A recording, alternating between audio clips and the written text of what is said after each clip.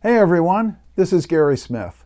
Welcome to my YouTube channel where I talk about the importance of purpose as it relates to your career, your finances, and your life. Today we're going to be talking about leadership and specifically how our insecurities can hinder and impact our leadership development. Stay tuned.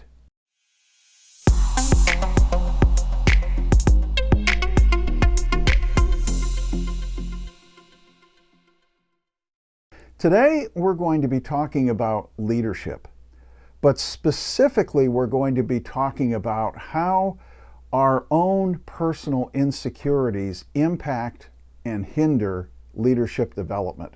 But as we begin this conversation, I want to lay the groundwork so that when it comes to thinking about leadership, we're all on the same page. Because in my experience, there are so many people who want to be leaders until they understand what leadership is all about.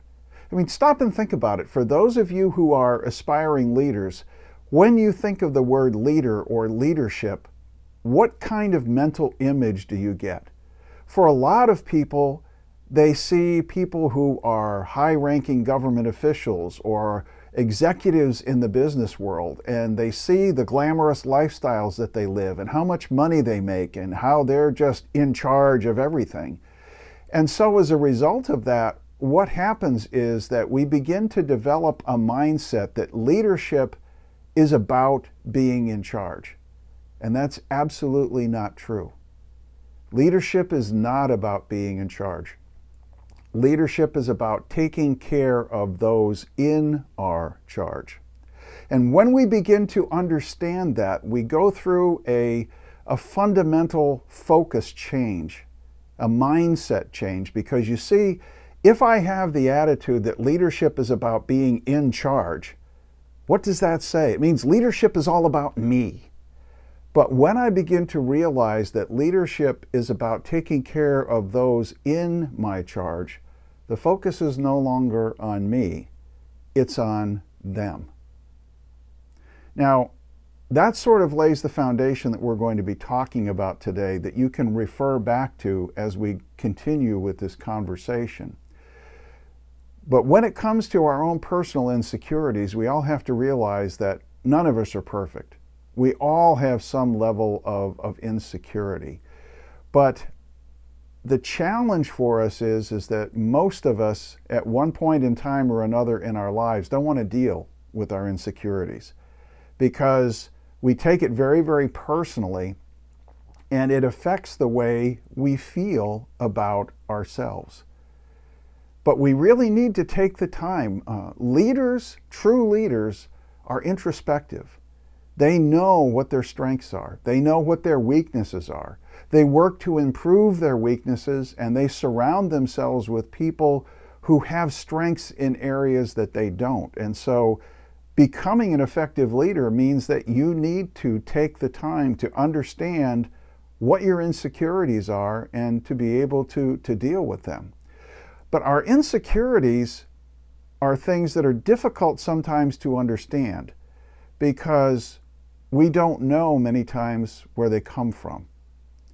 And that's the challenge for us as leaders, ongoing leaders as well as aspiring leaders, is that we have to take the time to understand where our insecurities come from.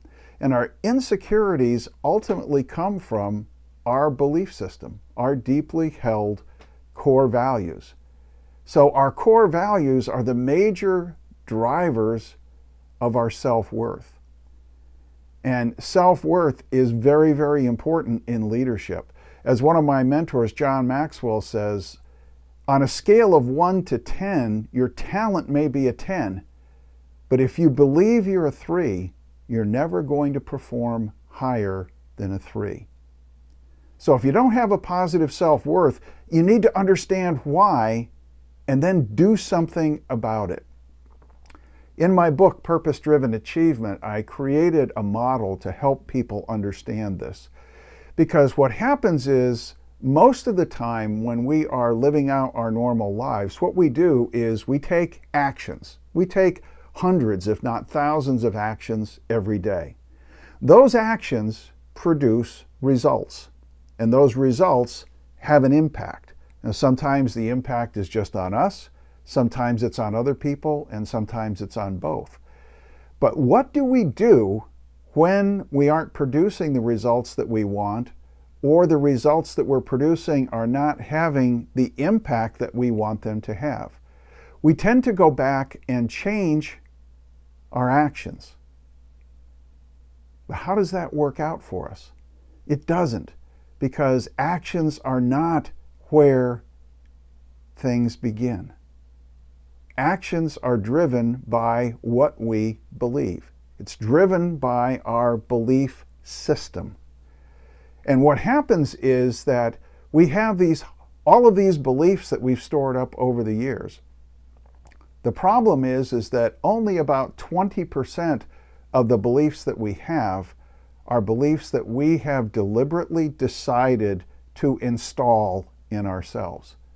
Fully 80% of the beliefs that we have are beliefs that have been installed from things like our experiences in life, what our parents were like, what our financial situation was growing up, a whole host of issues like that that cause us to install these other beliefs. And some of the beliefs are good and they're serving us well, but many of them aren't. And what happens then is, because of all of these beliefs that we have, they cause us to create rules in our lives. And rules in our lives are basically if-then statements. For those of you who are computer programmers, you'll understand what I'm talking about. But basically, what an if-then statement says in relationship to your belief is, it says, if thus and so happens to me, then this is how I will respond. This is the action I will take. And then that action produces a result, and the result has an impact.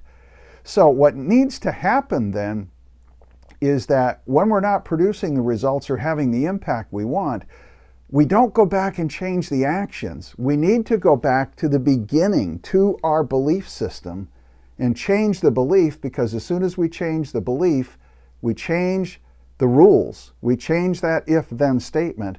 That produces a different action, a different result, and a different impact. Let me give you a real simple but stupid example, okay? Let's say that I have a belief that all Doberman pinschers are vicious.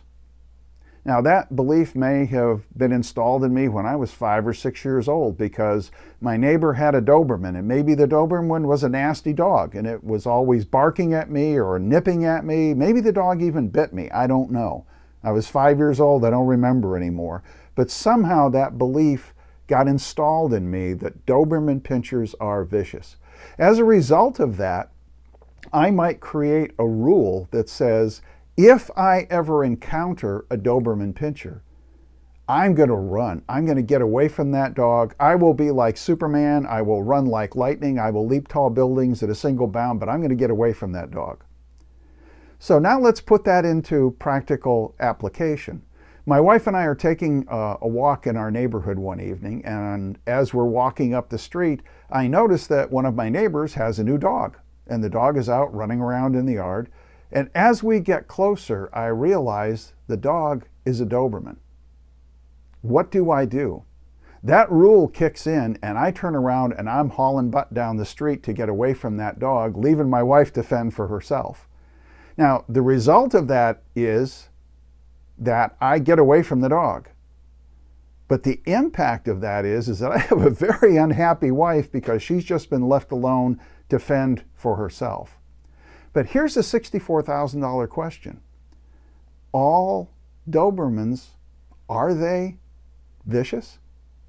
No, all Dobermans are not vicious.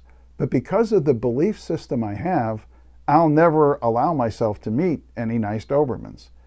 So if I can realize that that belief is something that's not serving me, then I have the opportunity to change that belief. And when I change the belief, I change the rule. The rule produces a different action that I take. That produces a different result, and I can have a better, more favorable impact. So if you want to be a leader, Or if you are a leader and you want to be a better leader, know that leadership starts with knowing yourself and developing a positive self-image. Take the time to dig deep, to really discover what beliefs that you have that are those limiting beliefs, things that are holding you back, and take the time to change them into something positive. I'll see you in the next video. Thanks so much for taking the time to be with me today. If you found this video to be insightful, if you got some little nugget of gold that you can take and put to work in your life right away, will you please hit the like button and also take a moment to share in the comments what you learned from this video today, what you found valuable. Also, if this kind of content resonates with you, if you're interested in learning more about how to live a happy, successful, fulfilled life, hit subscribe, and that way you'll be notified anytime we publish new content. Thank you so much. God bless you. I'll see you in the next video.